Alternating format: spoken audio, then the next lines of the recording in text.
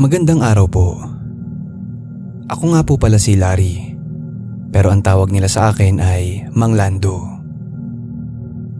Ilang taon na rin po akong namamasada ng tricycle dito sa amin sa Pampanga. Simula pa nung late 90s, ito na talaga ang naging kabuhayan ko. Dito ko na kinuha ang pampaaral sa nag-iisa kong anak. At kahit ngayong graduate na siya at meron ng pamilya, nasa Manibela pa rin ako. Ngayong 58 years old na ako, marami na ring nagsasabi na baka dapat na akong tumigil. Pero ewan ko ba, hindi ko pa rin maiwan. Para bang naging bahagi na ng katawan ko itong tricycle. Kahit hindi na ako kasing lakas tulad ng dati, sumusundot-sundot pa rin ako ng biyahe, lalo na sa gabi. At sa dami na ng pasaherong naihatid ko, marami na rin akong karanasang masasabi mong kakaiba. Yung iba nakakatawa, yung iba nakakaasar, lalo na yung mga lasing tuwing gabi. Pero may isang gabi na hindi ko alam kung matatawag mo ba siyang pasahero. Basta kababalaghan. Isang karanasang hinding-hindi ko malilimutan.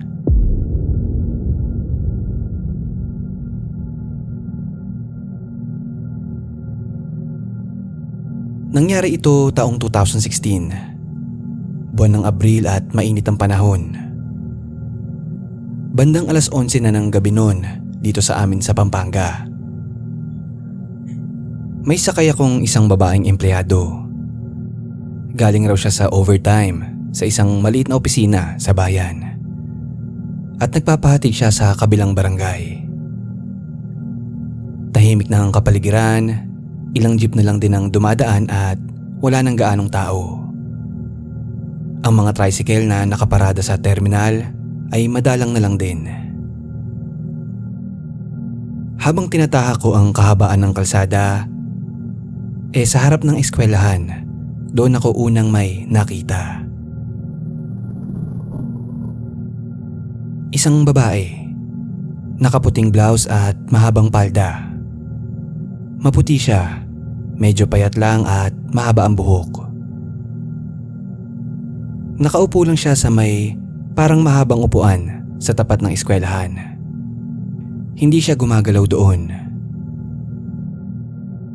Nung nakalagpas na ako, sinulyapan ko siya sa may side mirror. At nakita kong nakatingin siya sa direksyon ng tricycle. Hindi ko naman naaninag ng buo ang mukha niya. Bukod sa medyo malayo na, natatakpan din ang buhok. Pero may kung anong kakaiba sa pagtingin niya sa direksyon namin. Alam mo yung pakiramdam na kahit hindi diretsong nakatingin sa'yo, parang kinakabahan ka pa rin. Ganun yung naramdaman ko. Hindi ko naman siya nagawang hintuan noon. May pasahero pa ako.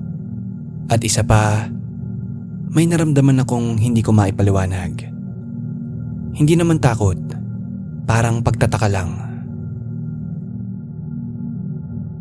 Habang papalayo na kami sa lugar, hindi ko mapigilang mag-isip.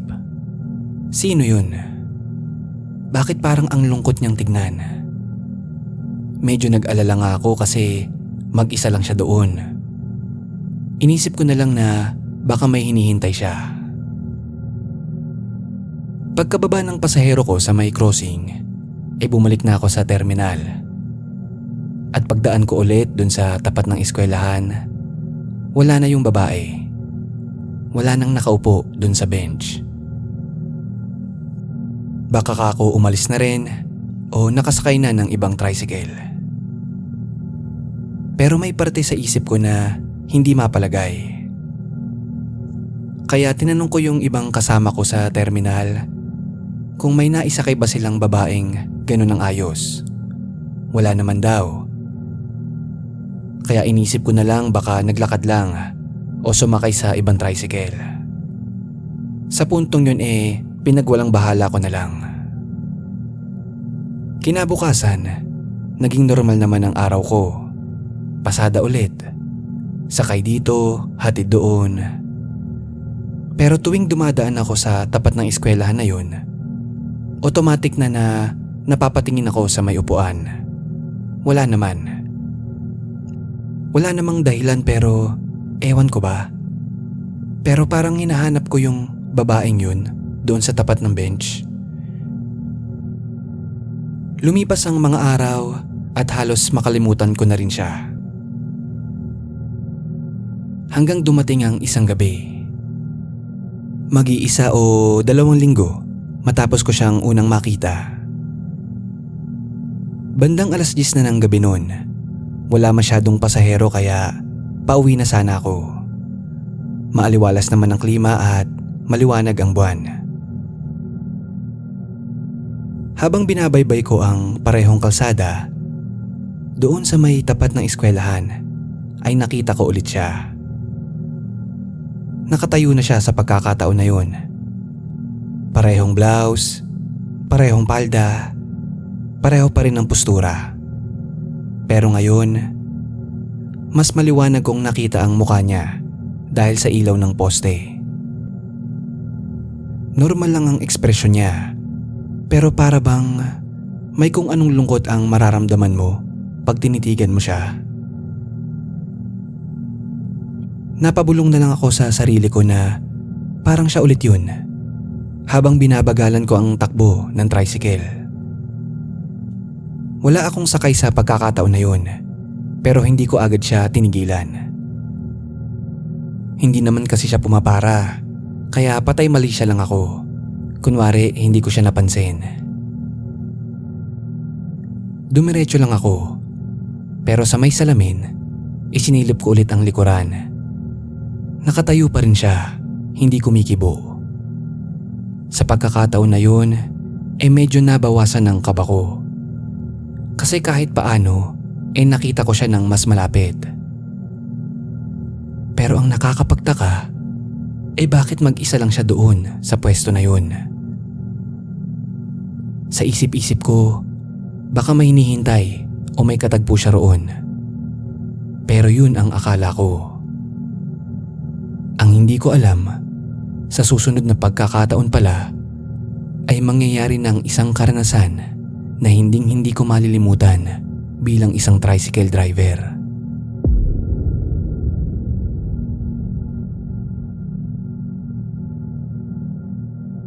Makalipas ang ilang gabi mula nung huli ko siyang nakita, nagpa siya akong bumiyahe ulit ng medyo late. Buwan pa rin ng Abril noon, kaya mainit pa rin ang panahon. Bandang 1:00 ng madaling araw, nakarami na rin ako ng pasada mula 9:00. At sapat na yon para sa panggasto sa kinabukasan.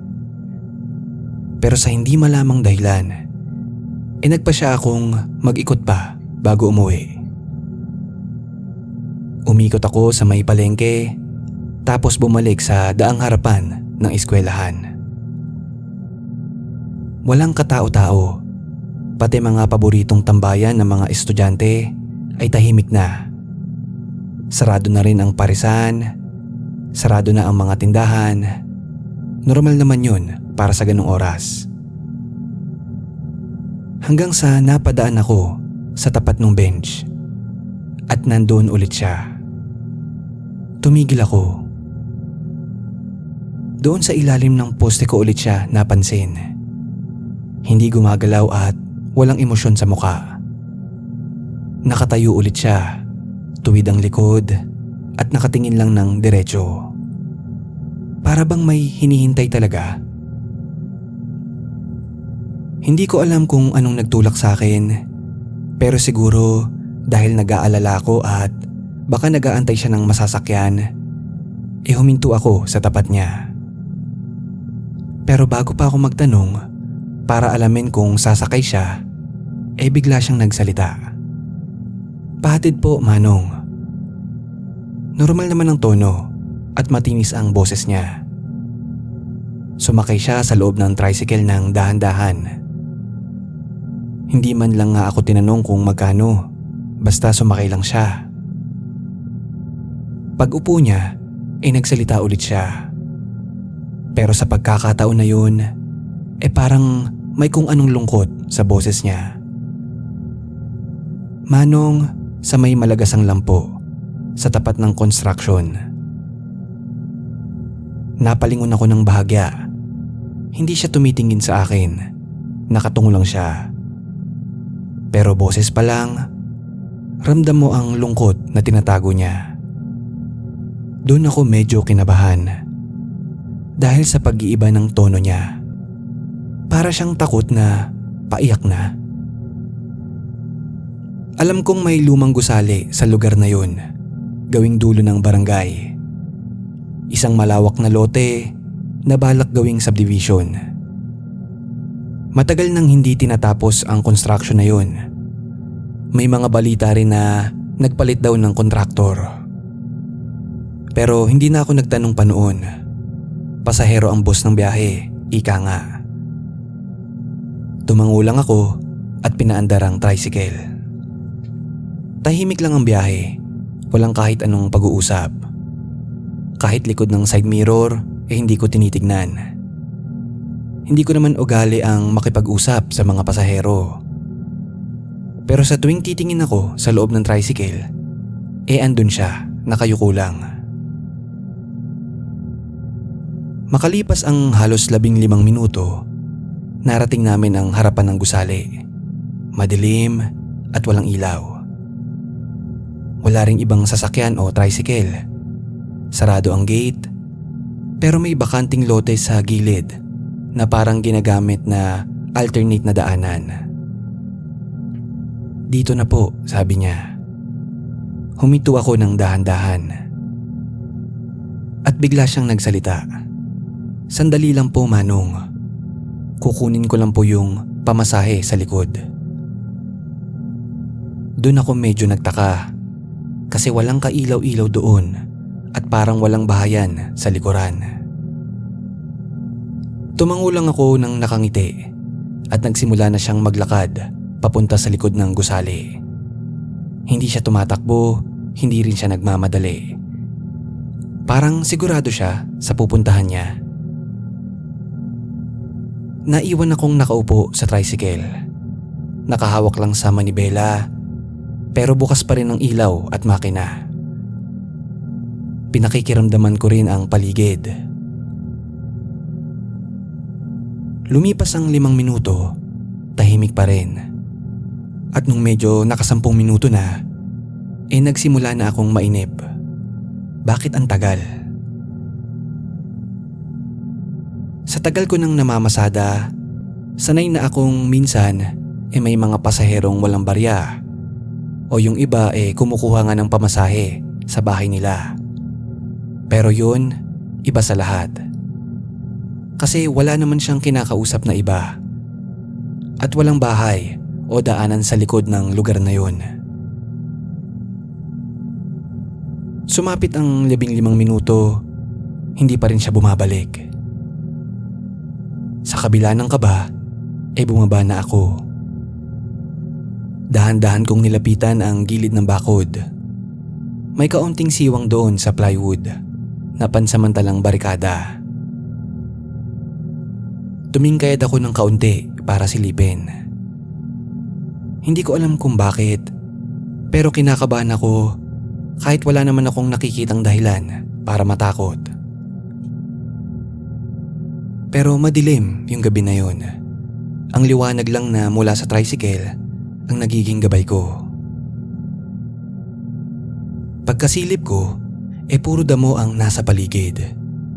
May ilang tambak na graba, sako ng buhangin, kalawangin na scaffolding, at mga sirang plywood na tila iniwang nakatambak lang.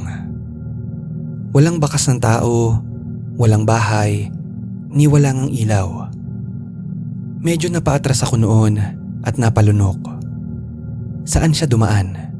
Tanong ko sa sarili. Chinek ko maigi, pero wala rin akong nakitang yabag sa lupa o kahit tunog man lang ng mga hakbang. Wala. Masyadong tahimik. Umatras pa ako ng kaunti, napatingin sa itaas ng gusali. 3 palapag yun. Madilim lahat ng bintana. Sa puntong yun nagsimula na akong kabahan. Parang may ibang presensya na akong nararamdaman. Bumalik na ako sa tricycle at habang naglalakad ako, parang biglang bumigat ang hangin sa paligid. May kung anong malamig na dumaan sa bato ko. At nang malapit na ako sa tricycle, ay doon na ako kinabahan ng lubos. Biglang namatay ang makina. Dali-dali akong sumakay ng tricycle para paandarin yung makina. Sinubukan ko pero ayaw. Sinubukan ko ulit, wala pa rin. Pinipilit ko pa rin kumalma. Pero paulit-ulit akong napapalingon sa paligid. Lalong bumigat ang dibdib ko nang parang may malamig na hangin ang bumulusok. At ilang saglit pa, habang sinusubukan kong buksan yung makina, ay bigla akong nakarinig ng isang tunog. Nakarinig ako ng malakas na iyak galing sa likod nung abandonadong gusali. Iyak ng babae. Malakas siya na parang hagulgol. Napahinto ang mga kamay ko. Napahawak ako sa manibela. Para ba akong binuhusan ng malamig na tubig? Doon ko napagtanto na hindi na normal ang pangyayari na yun. Hindi na ako lumingon pa sa paligid. Pinikit ko ang mga mata ko, sabay huminga ng malalim. At sinubukan ko ulit paandarin yung motor. At sa pagkakataon na yun, ay umandar na ang makina. Pero bago ako tuluyang umalis, ay may bigla akong naramdaman. Akmang pipihitin ko na yung silinyador, nang biglang may malamig na kamay ang humawak sa braso ko.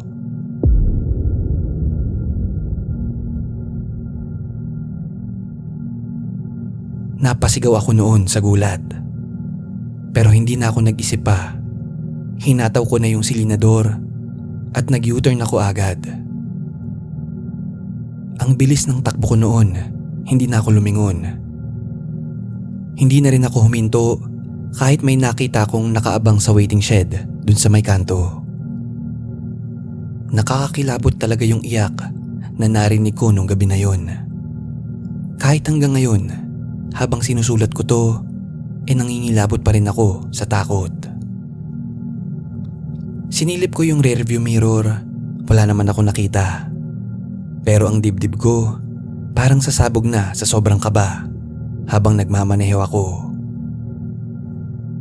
At sa buong biyahe pa uwi, isa lang ang nasa isip ko. Ano yung sumakay sa akin na yun? Makalipas ang ilang araw, hindi pa rin ako mapalagay. Paulit-ulit kong iniisip yung nangyari. Yung iyak, yung lugar, at yung malamig na kamay na humawak sa braso ko. Hanggang sa isang gabi, habang nakatambay ako sa terminal, napag-usapan namin ng isa sa mga matatagal na ring driver doon ang tungkol sa lumang construction site na yon sa Malagasang. Ayon sa kanya, may balita daw na nangyari tungkol sa lugar na yon. May isang babaeng estudyante daw ang tinangay doon. Hindi na raw umuwi. Ilang araw daw hinanap bago natagpuan ng katawan sa mismong likod ng construction site na yon. Ayon daw sa balita, ginawan daw ng hindi maganda yung estudyante. Tapos iniwan na lang doon. Nang marinig ko yun, parang nanlambot yung mga tuhod ko. Hindi ko na nagawang itanong pa kung ano yung mga sumunod na nangyari o kung nahuli ba yung mga sospek.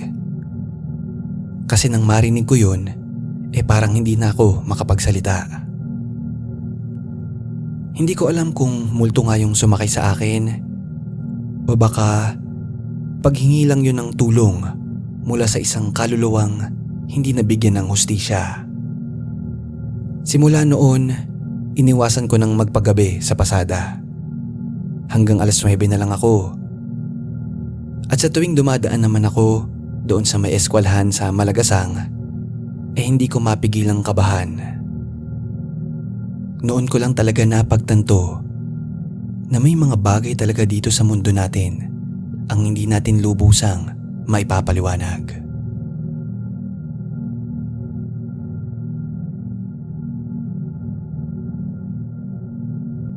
Kamusta po kayo? Tawagin niyo na lang po akong Rudy. 52 anyos na ako ngayon. Tubong Dasmariñas, Cavite. Isa po akong jeepney driver. At halos kalahati na ng buhay ko ay ginugol ko na sa pamamasada. May 2 akong anak. Yung panganay ko nasa Singapore na. Nakipagsapalaran sa ibang bansa para sa pamilya niya. Yung bunso ko naman ay may maliit na negosyo sa palengke. Sabihin na nating maayos na rin ang takbo ng buhay namin. Sabi nga ng asawa ko, pwede na raw akong huminto sa pamamasada. At kahit madalas na ring masira yung jeep ko, hindi ko pa rin maiwan ang pamamasada. Sanay na ako sa buhay biyahe. Para bang bawat tapak ko sa clutch at apak sa gas ay nakakalma ko. Bukod sa hilig ko sa pagmamaneho, ay mahilig din talaga akong makinig ng mga kwentong kababalagan. Madalas yun pagkatapos ko bumiyahe. Para bang buhay na buhay ang gabi, lalo na kung bago ka matulog, makikinig. Kaya sa pagkakataong ito, ako naman po ang magbabahagi. Hinding-hindi ko po makakalimutan ang karanasan kong iyon. Nangyari ito mga bandang 2018. Gabi-gabi akong bumabiyahe. Ang ruta ko ay mula sa Pote hanggang bayan ng Dasma. Minsan inaabot ako ng 1:00 bago makauwi. Pero ayos lang sa akin yun. Mas kakaunti ang sasakyan at walang masyadong abala. Sa huling bahagi ng ruta ko ay may isang kahabaan ng kalsada na palaging tahimik. Sarado na ang mga tindahan sa ganung oras at kakaunti na rin ang ilaw sa kalsada. Sa bandang kanan ng daan ay may isang lumang waiting shed. Ngayon ay maayos na, pero dati medyo sira-sira pa yun. Gawa yun sa konkretong pader na may basag ang bubong at bakas na mga lumang pintura. Hindi ko yun pinapansin masyado dati. Wala namang nag-aabang na mga pasahero doon, lalo na kapag 10 oras ng gabi. Pero isang gabi, bandang 12:30, pauwi na ako noon, ay may nakita akong babaeng nakatayo sa dulo ng waiting shed. Hindi siya gumagalaw. Nakasuot siya ng normal na blouse at paldang lampas tuhod. Mahaba ang buhok niya pero hindi ko masyado naaninag yung muka. Medyo nakatagilid kasi siya noon at bahagya siyang nakayuko sa pagkakaalala ko. Basta't ang sigurado ako ay naroon siya, hindi kumikilos. Hindi ko na siya hinintuan. Ang mga kagaya niya sa ganyang ayos ay hindi mukhang sasakay.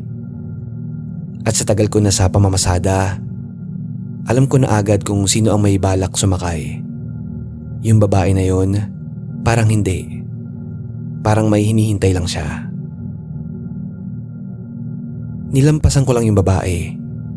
Medyo binilisan ko pa ang apak sa gas. Pero bago pa ako tuluyang makaliko sa kanto, sumulyap ako sa side mirror. Nandoon pa rin siya, kaya hindi ko na pinansin. Kinabukasan, normal naman ang lahat. Pero makalipas ang halos 1 linggo, ay muli ko siyang nakita doon sa pwestong yun.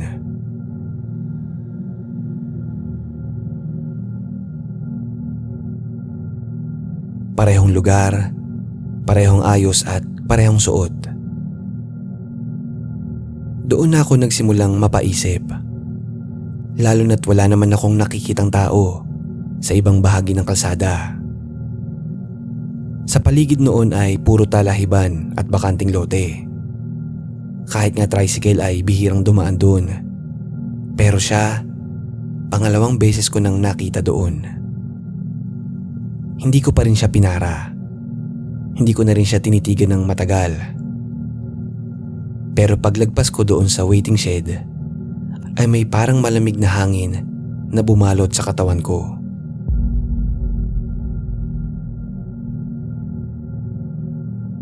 Sa ikatlong beses na nakita ko siya, ay ibang pakiramdam na talaga ang naramdaman ko. Bago pa po ako makarating sa waiting shed, ay may nararamdaman na akong kaba na hindi ko maipaliwanag. Pagdating ko sa mismong tapat ng pwesto, ay medyo binagalan ko. Nagmasid-masid ako baka naroon ulit siya. Pero wala siya roon. Kaya dumiretso na ako sa pag-andar. Pero makalipas ang ilang saglit, ilang metro lang ang inalayo ko, ay sa gilid ng kalsada ay nakita ko siya. Hindi na doon sa may waiting shed. Nakatayo na siya ngayon mismo sa gilid ng kalsada. Medyo mas malapit sa akin, nakaharap at nakatitig. Ang ilaw ng jeep ko ay sapat lang para maaninag ang kanyang itsura. At sa puntong yun ay medyo kinabahan ako. Hindi ko alam kung dahil dun sa babaeng nakatayo o dahil sa isang malakas na bugso ng hangin na parang pumasok sa loob ng jeep. Kaya sa pagkakataon na yun ay hindi ko na pinansin. Dumiretso na lang ako sa pag-andar. At nang makalampas na ako, ay sumilip ako sa may side mirror. At hindi ko na siya nakita sa pwesto na yun. Doon na ako lubusang napaisip. Sa loob-loob ko, hindi lang basta waiting shed ang meron sa ruta na yun. Pagkatapos ng huling beses na makita ko siyang nakatayo sa gilid ng kalsada, ay sinubukan ko ng baliwalain lang ang lahat. Baka kako puyat lang ako o guni-guni lang. Nabanggit ko yun sa mga ibang kasama ko sa terminal, pero ang sabi nila sa akin baka daw guni-guni ko lang, kaya wag ko na lang pansinin. Pero kahit anong pilit kong kalimutan, ay hindi matanggal sa isip ko yung babae na yun. Yung pwesto niya dun sa may waiting shed, yung pagkakatayo niya sa tabi ng kalsada, at higit sa lahat yung presensya niya. Hanggang sa dumating ang isang gabi na kahit hanggang ngayon ay hindi ko lubos akalain na nangyari sa akin.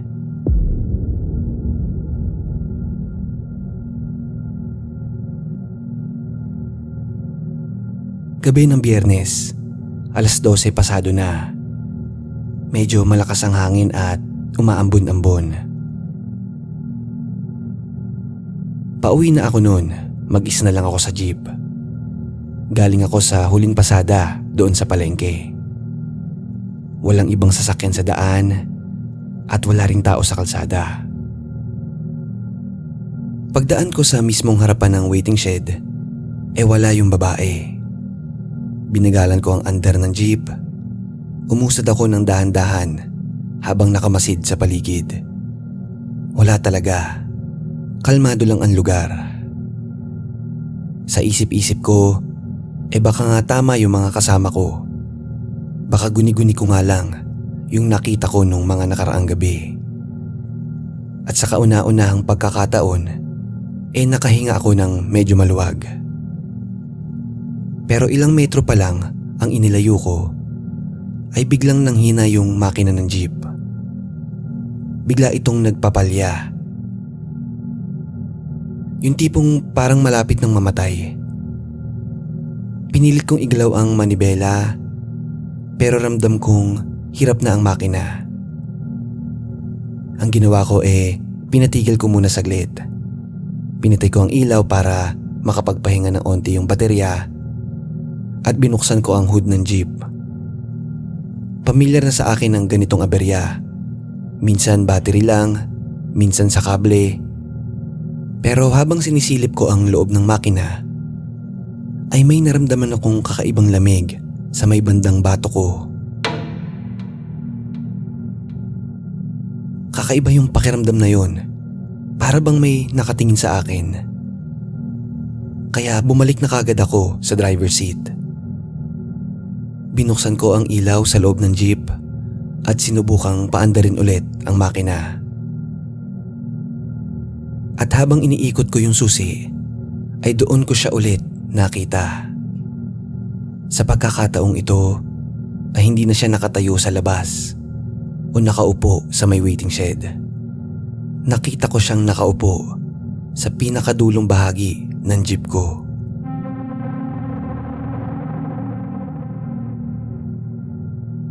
Tahimik lang siyang naroon at hindi gumagalaw. Parehas na damit, nakaputi pa rin. Hindi ko maaninag yung muka, pero alam kong siya yun. Kaparehong kapareho ng nakita ko. Nagulat ako noon. Napahawak ako sa dibdib at ramdam ko ang bigat ng kabog ng dibdib ko. Wala akong narinig na sumakay. Wala akong naramdamang galaw ng jeep. Pero sa puntong yun ay naroon siya. Hindi ko alam kung papaano siya nakapasok. Hindi ako nakagalaw. Hindi ko rin nagawang sumigaw. Pinilit ko lang pakalmahin yung sarili ko. Paulit-ulit kong binubulong na wala lang to. Guni-guni lang. Pero nang buksan ko ulit yung mga mata ko at sumulyap sa rearview mirror, ay naroon pa rin siya. At sa pagkakataon na yun, ay mas malinaw na nakaharap siya mismo sa akin. Sobrang kaba ko sa punto na yun. Mabilis kong sinusi ang ignition. Sinubukang paandarin ulit yung makina. Isang beses wala. Pero sa pangalawang beses ay mabuti na lang at sumindi na ang makina. Tumakbo agad ako ng diretso. Hindi na ako tumingin pa ulit doon sa rearview mirror. Sa puntong yun kasi alam kong hindi tao yung naaninag ko. 10 minuto ang nakalipas ay nakarating na ako sa tapat ng bahay namin. Napansin ko naman na wala na sa likod yung babae. Nagmadali akong dumiretso sa loob ng bahay. Sinarado ang pinto. Hindi na ako kumain. Hindi na rin ako nakapag-ayos. Hiniga ko lang yung katawan ko sa kama, pero ang isip ko ay gising na gising pa rin. Ang tanong ko lang sa sarili ko habang nakatitig sa kisame, ano yung nakita ko na yun? Paano siya nakapasok? Kinabukasan, hindi ko agad binuksan yung jeep. Hindi muna ako lumabas ng bahay at hindi ako namasada. 8:00 na ng umaga, pero nakahiga pa rin ako. Nakatitig lang sa kawalan. Paulit-ulit sa isipan ko ang nakita ko kagabi. Hindi ko matanggap, hindi ko rin maintindihan. Alam kong hindi normal yun. Alam ko rin na hindi ako nananaginip. Tanghali na nang makipagkita ako sa kaibigan kong si Mang Berting. Isa rin siyang jeepney driver. Matanda na at mas maraming taon nang namamasada kaysa sa akin. Tahimik lang siya habang kinikwento ko ang lahat. Sinimulan ko sa unang beses kong nakita yung babae sa may waiting shed, hanggang sa mismong gabi na nakita ko siyang nakaupo sa loob ng jeep. Pagkatapos ko magkwento, dahan-dahan siyang tumango. Sa kanya sinabi sa akin ang bagay na ayaw kong marinig.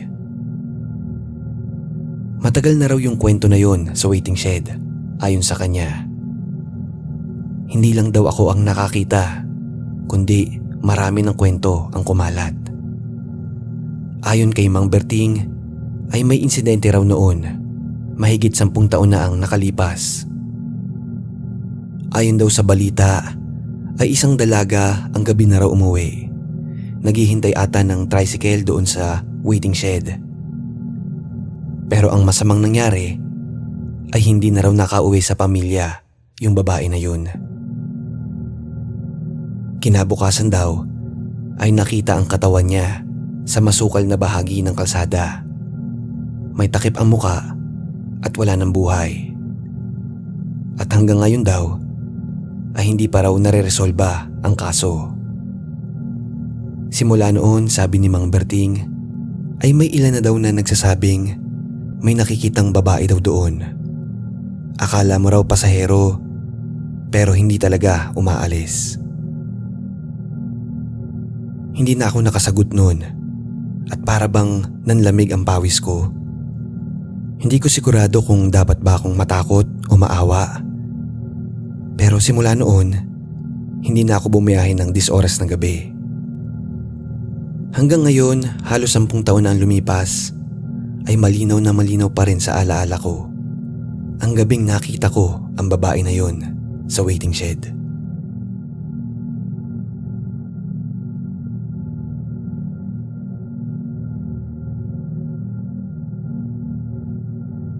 Kamusta po kayo? Tawagin niyo na lang po akong Jeffrey. 33 years old ako ngayon at nagtatrabaho bilang security guard sa isang warehouse dito sa Bulacan. Tahimik lang ang buhay ko. Wala pa akong asawa at anak at mag-isa lang ako sa tinitirahan kong apartment.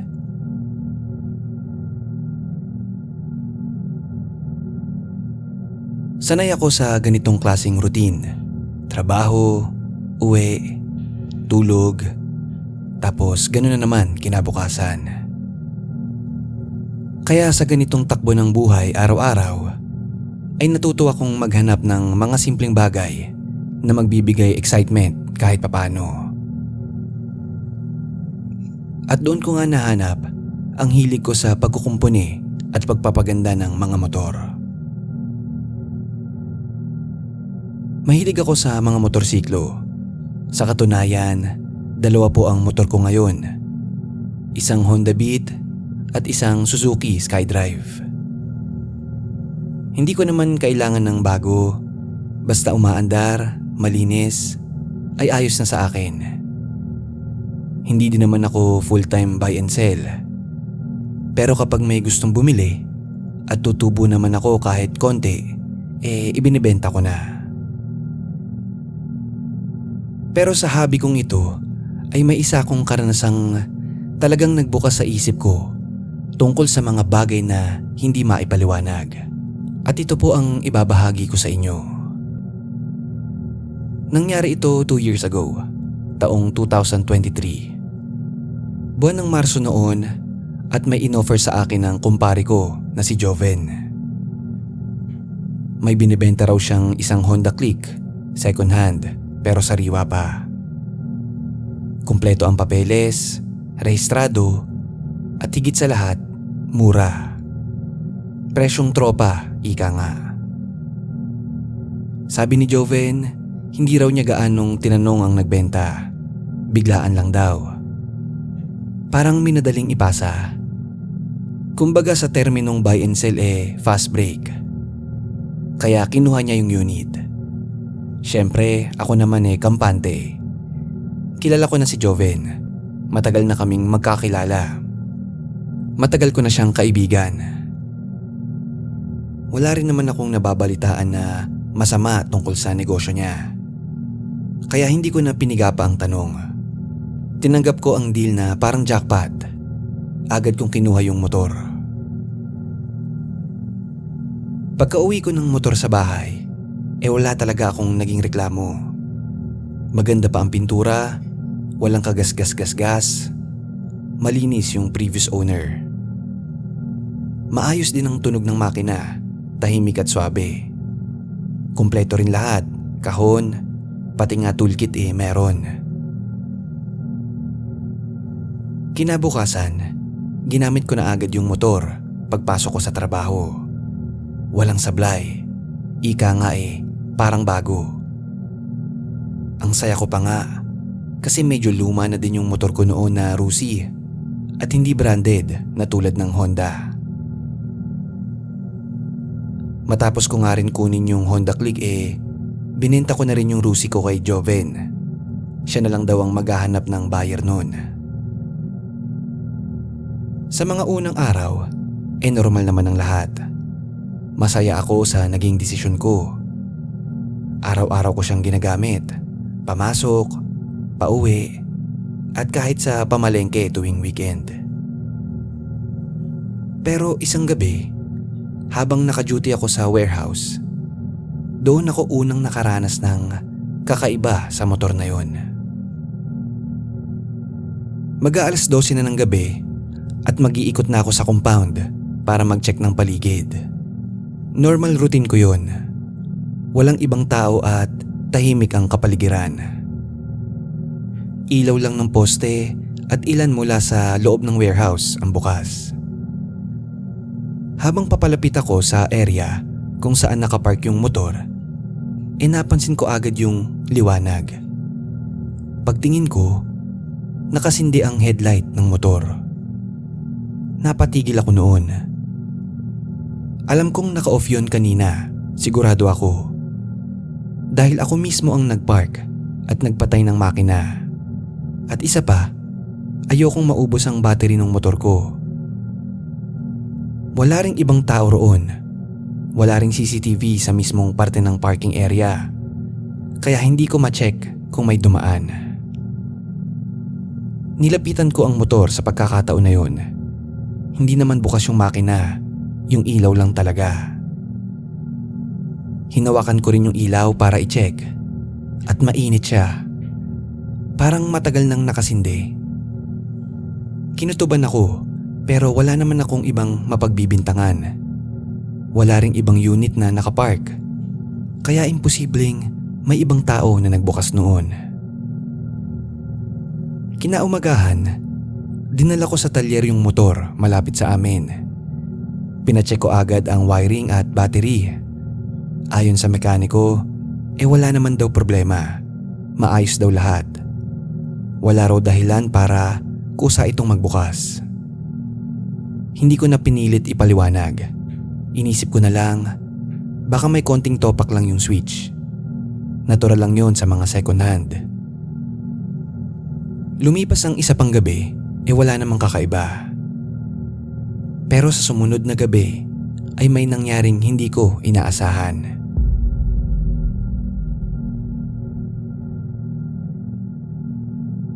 Habang nasa loob ako ng bahay, mahimbing na natutulog, bigla akong nagising dahil sa ingay ng makina.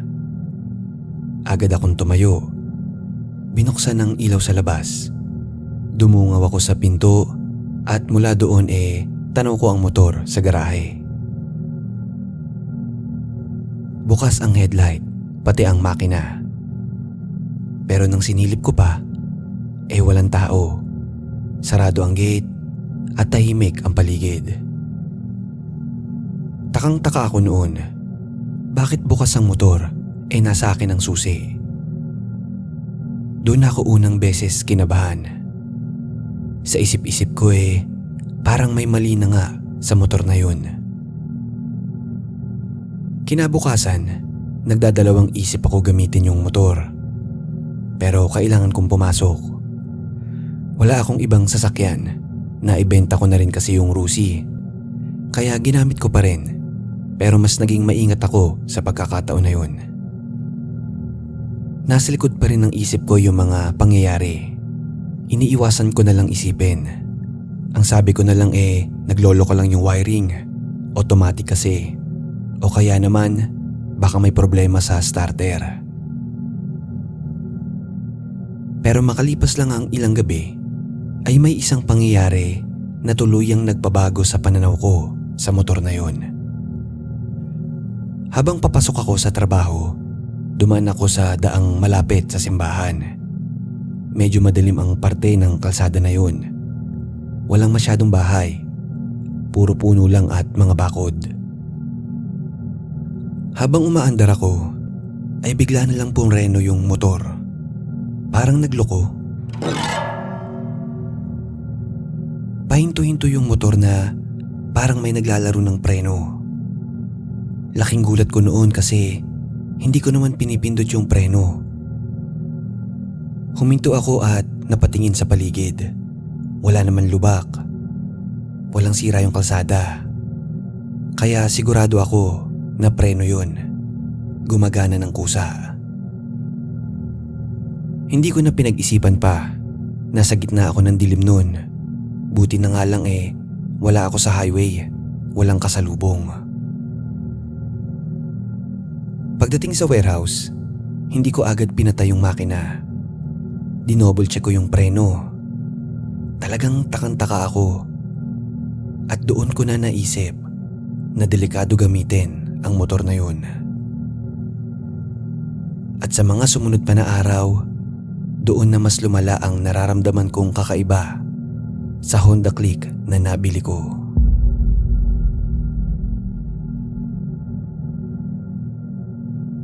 Simula nang maranasan kong nagloko yung preno, ay nangamba na ako na gamitin pa yung motor. Kaya simula noon, alalay na talaga ako sa pagpapatakbo. Lalo na sa mga matataong lugar, doble ingat ako. Sobrang bagal sa kurbada at laging alerto ang tenga at mata ko. Ayoko nang maulit pa yung nangyari nung isang gabi. Pagdating ng day off, pumunta ulit ako sa talyer para ipatingin yung preno. Si Greg ang tumingin. Siya ang matagal ko nang pinagkakatiwalaang mekaniko. Sabi niya, bago pa naman daw ang brake pad at wala naman daw sira sa sistema. Baka daw masyado lang mahigpit ang preno kaya napuwersa. Inadjust lang niya para lumuwag ng kaunti ang kapit. Pagkatapos ng check-up ay kinausap ko si Joven. Hindi ko na pinatagal. Sinabi ko na yung problema ng motor. Medyo may konting ilangan pa nga kami sa tawag Ramdam siguro niya sa tono ko ang pagkadismaya. Kasi totoo naman, muntik na akong mapahamak sa motor na binili ko sa kanya. Ang sabi niya, kung gusto ko raw, ibenta ko na lang daw ulit para mabawi kahit papaano yung binayad ko. Siya na rin daw ang bahalang maghanap ng bagong unit para sa akin. Napaisip ako doon. Sa totoo lang, jackpot ako sa presyo ng motor na yon. Halos kalahati ng regular market value. Kung sa itsura lang, sariwa pa. Wala talagang gasgas. Maayos naman din ang tunog ng makina at kumpleto sa papeles. Kaya kahit may pangamba, sinubukan kong bigyan ng isa pang pagkakataon. Dumaan ang ilang araw at naging maayos naman ang lahat. Maganda ang takbo ng motor, hindi na bumabalik ang problema sa preno, hindi na rin bigla-biglang umaandar mag-isa gaya ng dati. Unti-unti, bumalik ang kumpiyansa ko sa motor. Pakiramdam ko, baka may problema nga lang nung una o baka coincidence lang ang lahat. Hanggang sa dumating ang isang gabi na talagang hinding-hindi ko makakalimutan.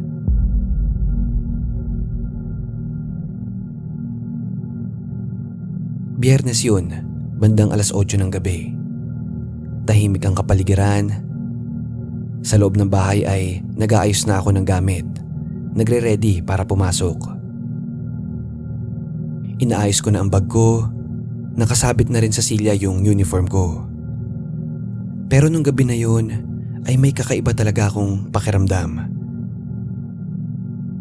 Nang matapos na ako magbihis ay lumapit ako sa bag. Iniayos ko ang flashlight at yung alkohol sa loob. Huli kong sinilip ang checklist ko. Pero bago pa man ako lumabas ng bahay ay may narinig ako mula sa labas. Yung motor sa garahe ay bumubusina mag-isa. Isa, dalawa, 3 busina. Napahinto ako. Para akong kinuryente sa kaba. Lumapit ako sa bintana at sa siwang ng kurtina ay sinilip ko ang garahe. Ang motor ay naka-on, umaandar ang makina, patay sindi ang ilaw habang bumubusina. Nangilabot ako. Sigurado akong hindi ko pa yun binubuksan dahil nasa loob pa ako ng bahay. Tumigil ako sandali. Hinawakan ko ang doorknob at dahan-dahan ko itong binuksan. Paglabas ko ng bahay, lumapit ako sa motor. Mabagal ang hakbang ko. Sinisipat ko ang paligid. Wala akong ibang nararamdaman nun kundi kaba. At habang nakaakma na akong ipapasok ang susi para patayin ang makina, sa gilid ng paningin ko ay may biglang gumalaw. Napatingin ako sa side mirror at sa puntong pagsilip ko na yun ay may nakatayo sa likuran ko.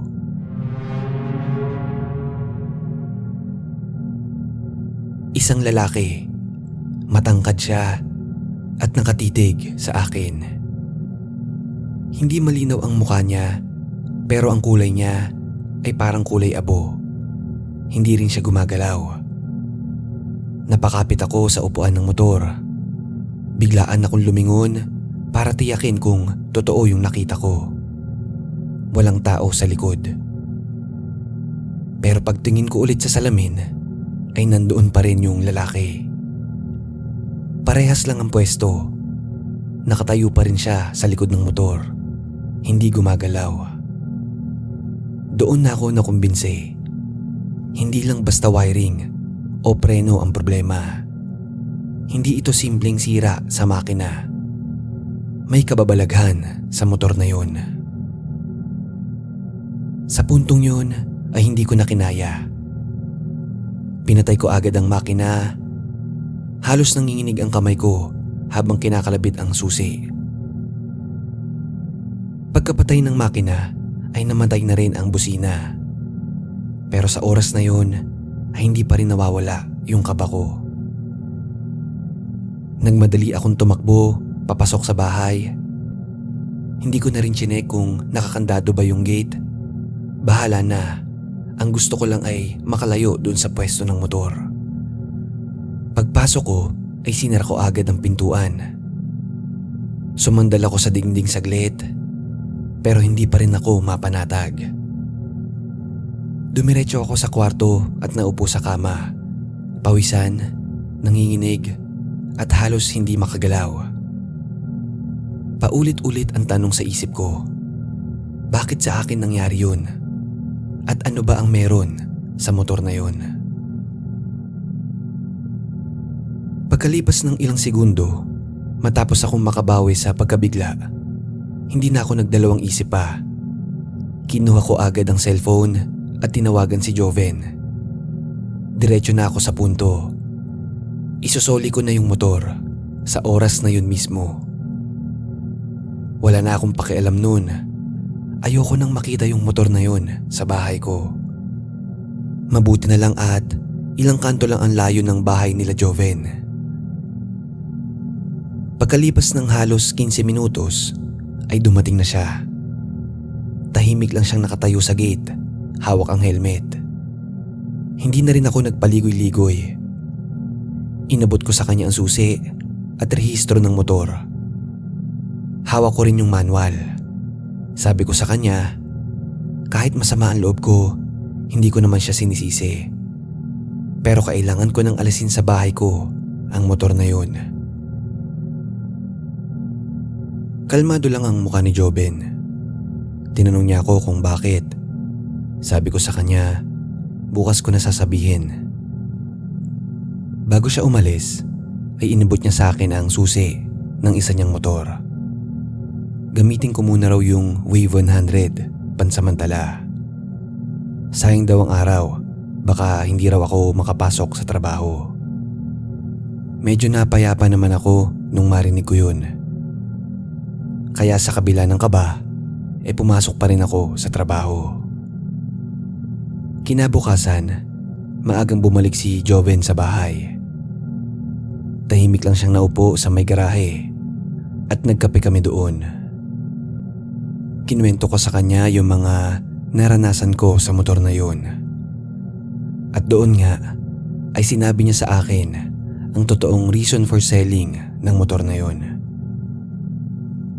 Hindi raw niya nasabi agad sa akin kasi ayaw niyang matakot ako. Ayaw niyang isipin kong malas yung motor. Ang dating may-ari daw ng motor na yun ay isang lalaking medyo may edad na. Inatake daw sa puso. Bigla raw siyang bumagsak isang gabi habang paalis ng bahay. Hindi raw siya nakasakay sa motor. Nasa gilid lang ng kalsada, hawak ang helmet.